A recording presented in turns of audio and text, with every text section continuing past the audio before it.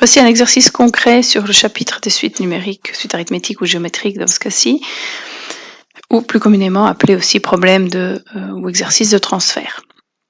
Alors ici, il s'agit de déterminer si François, au fil de sa lecture, a tiré les bonnes conclusions, puisqu'on vous dit que dans un article d'un numéro de 2007 du magazine Tenza consacré à la fonte des glaces, un des articles signale que les glaciers perdent chaque année 3% de leur volume.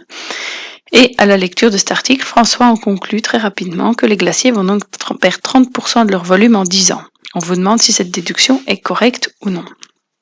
Alors, il y a des mots dans l'énoncé qui vont vous permettre de savoir si on est dans le cas d'une suite géométrique ou arithmétique. On vous dit qu'on perd chaque année 3% du volume. Déjà rien que le fait qu'il y ait un pourcentage, une perte de 3% dans ce cas-ci, eh bien ça nous indique qu'on a affaire à une suite géométrique. On va chaque fois perdre 3% du volume de l'année précédente, et donc plus ils vont diminuer, plus la perte sera entre guillemets moins forte, puisqu'elle va être proportionnelle au volume de l'année précédente.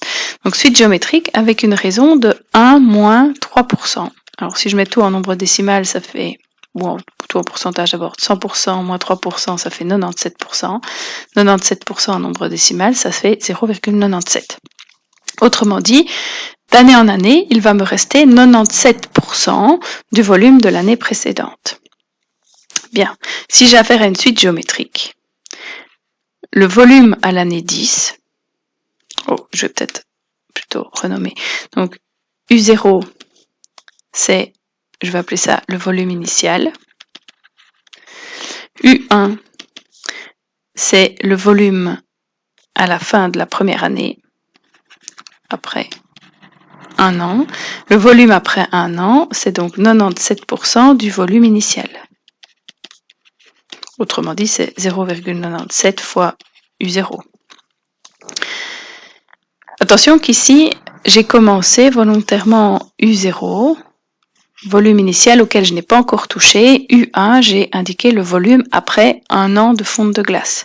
Et donc, si c'est pendant 10 ans, je pourrais naturellement aller calculer U10.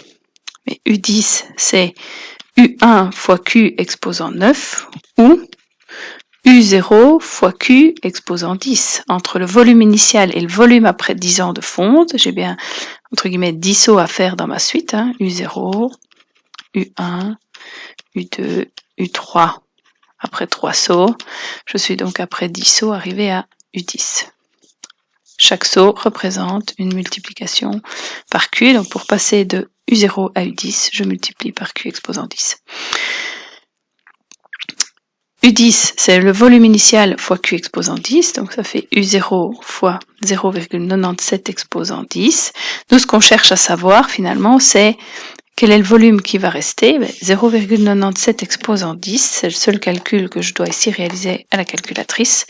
0,97 exposant 10, ça vaut, après arrondi, donc 0,73, 74, que j'arrondis à 0,7374 puisque juste après c'est un 2. Si je remets ça en pourcentage, ça fait 73,74%.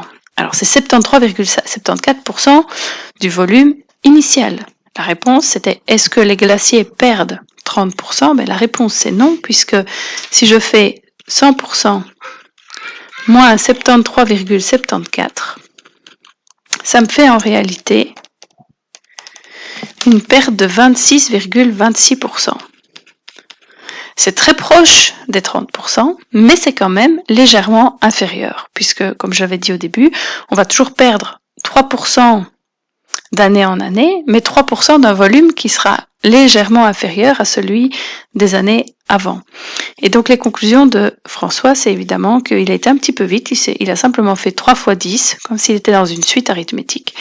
Donc, conclusion, François n'en a pas tiré en fait les bonnes conclusions. Donc François s'est trompé, pour faire simple.